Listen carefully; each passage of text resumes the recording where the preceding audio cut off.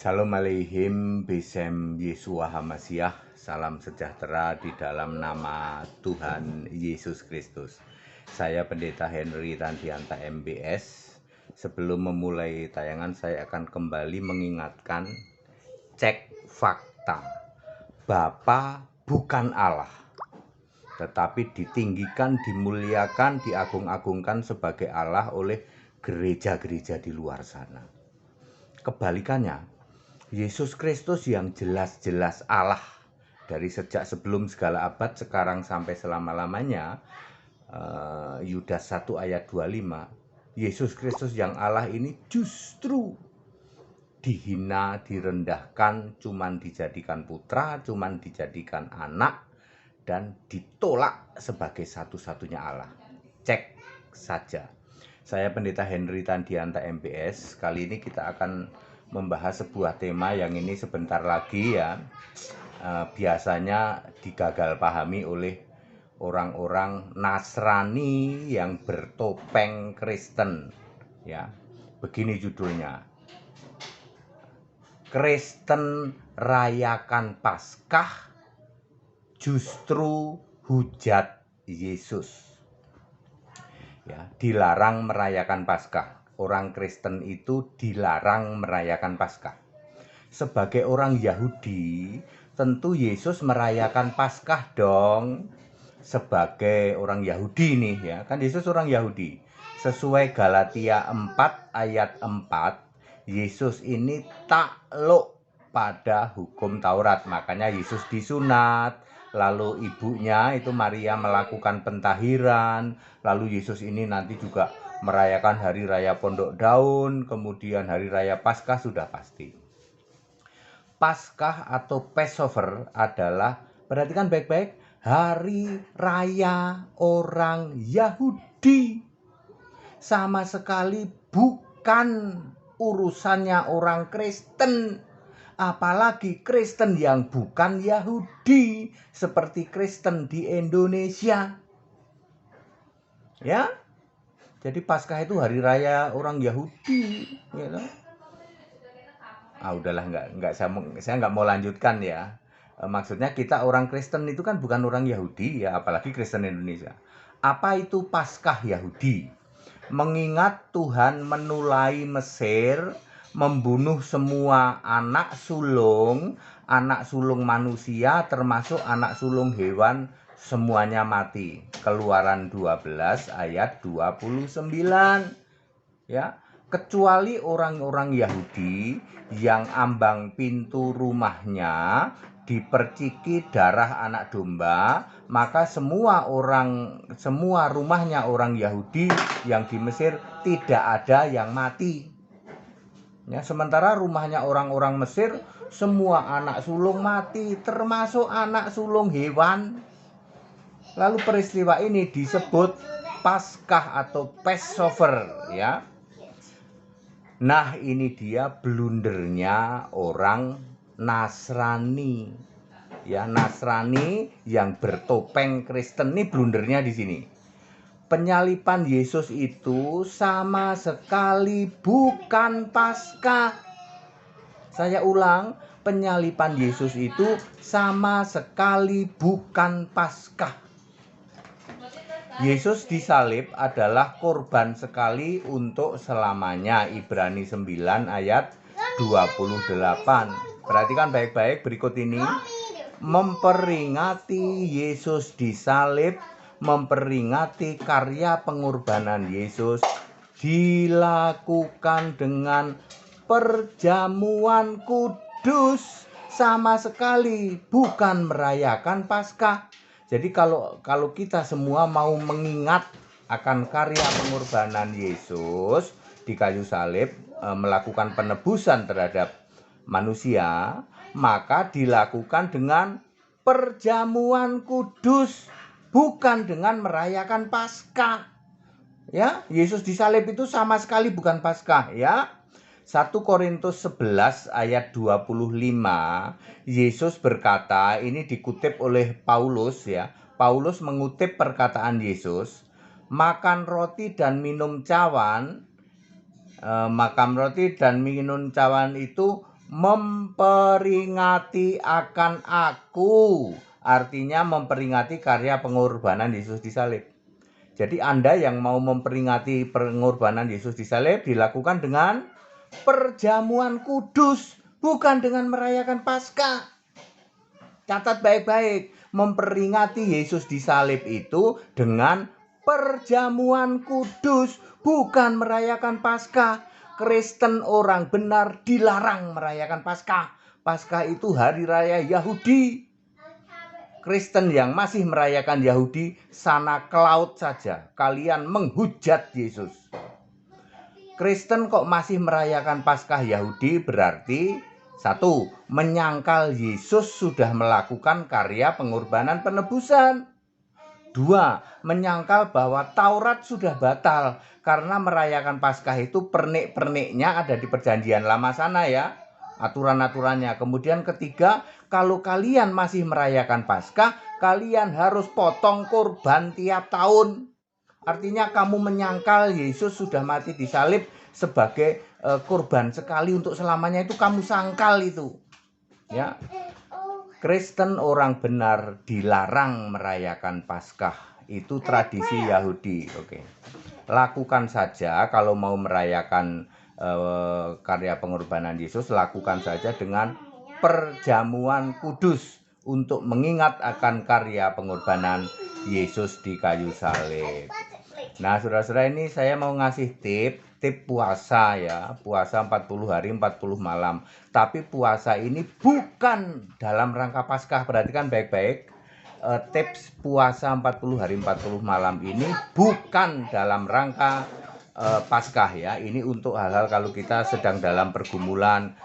Kan Yesus bergumul di padang gurun itu ya. Ya, Yesus waktu bergumul di padang gurun puasa 40 hari 40 malam. Tapi ketika Yesus mau disalib, puasa enggak? Enggak. Ya, supaya Anda semua tahu ya. Ya. Yesus puasa 40 hari 40 malam, lalu laparlah ia. Matius 4 ayat 2. Mengapa tidak disebut haus dan lapar? Sebab selama puasa boleh minum. Apa definisi siang dan malam? Harus mengacu ke Kejadian 1 ayat 5. Terang itu siang, gelap itu malam. Jadi siang itu ya waktu terang itu, gelap ya kalau malam gelap. Jadi yang disebut siang itu menurut Yahudi adalah jam 6 sampai jam 18. Yang disebut malam itu jam 18 sampai jam 6. Sebenarnya Yesus juga pernah berkata, bukankah ada 12 jam sehari siang dan 12 jam sehari malam ya? Ada ayatnya itu. Yesus puasa 40 hari 40 malam. Bagaimana cara hitungnya? Puasa itu boleh minum, maka bisa menjaga tubuh tidak dehidrasi. Ya, minuman yang bisa diminum waktu di era Yesus adalah anggur atau minuman dari buah lain yang bisa diperas. Lalu timbul pertanyaan, apakah ada jeda waktu buka puasa? Alkitab menulis setelah puasa 40 hari 40 malam maka laparlah Yesus. Ditegaskan lagi di Lukas 4 ayat 2, Yesus tidak makan apa-apa selama 40 hari. Jadi very clear, tidak ada jeda buka puasa. Bagaimana menjelaskan teknis puasa 40 hari 40 malam, 40 siang 40 malam tanpa makan, tanpa jeda buka puasa, tapi boleh minum? Satu, karena tidak ada jeda buka puasa, maka puasa bisa dimulai kapan saja. Ya. Nomor dua, melihat rutinitas yang dilakukan Yesus, biasanya Yesus itu doa subuh di gunung, lalu mengajar ke murid di pagi hari, lalu mulai turun mengajar ke kampung-kampung sekitar jam 14, lalu makan malam di kampung, balik lagi naik gunung setelah makan malam. Jadi nomor 3, Yesus puasa dimulai sekitar jam 22-an menjelang tidur, tidak sahur, tidak makan selama 40 siang dan 40 malam. Nomor 4, penerapannya di zaman sekarang bisa dilakukan puasa dimulai jam 10 malam. Selama puasa minum jus tomat, jus alpukat, jus jambu, jus sirsak, dan jus buah-buah lainnya. Minum jus terakhir menjelang tidur jam 22. Juga boleh minum teh manis, kopi, sirup, dan lain-lain. Lakukan selama 40 hari full. Nomor 5, bagaimana kalau pusing, kunang-kunang, walaupun sudah minum jus ini, jus itu ya? Ya makan saja.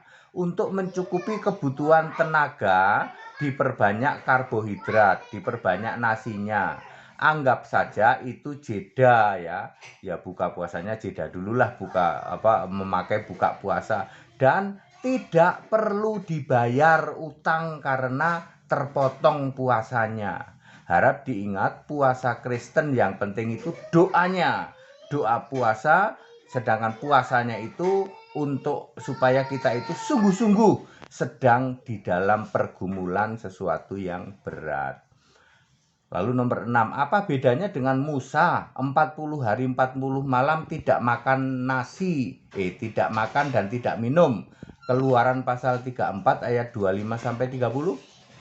Musa itu sedang dikuasai roh, lalu berhadapan dengan Tuhan yaitu Yesus. Tentu Musa sedang dalam time zone Allah. Musa itu dikuasai oleh roh, ya. Sedangkan Yesus berpuasa itu fisik manusia berpuasa 40 hari 40 malam. Nah, kalau Musa itu sedang dikuasai roh.